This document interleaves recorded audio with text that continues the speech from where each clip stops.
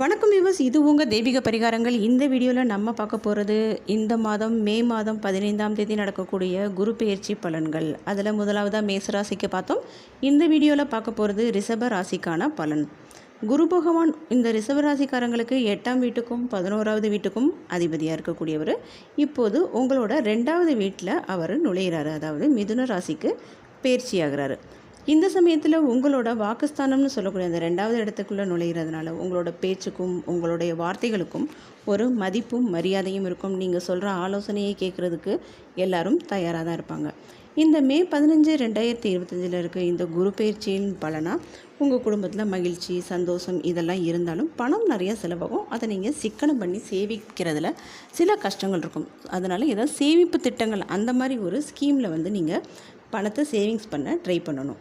குருவோட 6வது வீடு, 8வது வீடு, 10ஆம் வீடுகளை பார்க்குறதுனால உங்கள் முன்னோர்களோட தொழிலை நீங்கள் இப்போ பண்ணால் நல்லாயிருக்கும். அதில் நல்ல லாபத்தையும் பார்க்கலாம். அது எந்த விதமான தொழிலாக இருந்தாலும் சரி, வியாபாரமாக இருந்தாலும் சரி, வேலையாக இருந்தாலும் சரி, அதில் நீங்கள் ஈடுபடலாம். நல்ல லாபம் கிடைக்கும். நம்பிக்கை இறங்கி செய்யலாம். மதம் சம்பந்தமான செயல்பாடுகளில் உங்களோட முயற்சி இருக்கும்.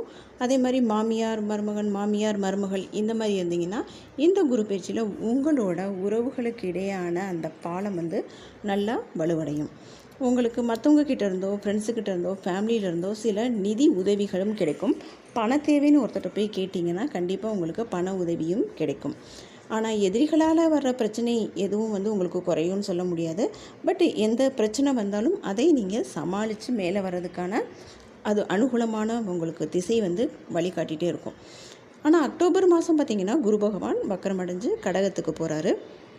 அப்போ 3ஆம் வீட்டை பார்க்குறப்போ கொஞ்சம் உங்களுக்கு அலைச்சல், அதனால் கொஞ்சம் டயர்டு, பிரச்சனைகள், குடும்பத்தில் கொஞ்சம் சின்ன சின்ன பிரச்சனை அந்த மாதிரி வந்தாலும் குடும்பத்தோட ஆதரவு அன்பும் உங்களுக்கு கிடச்சிட்டே இருக்கும்.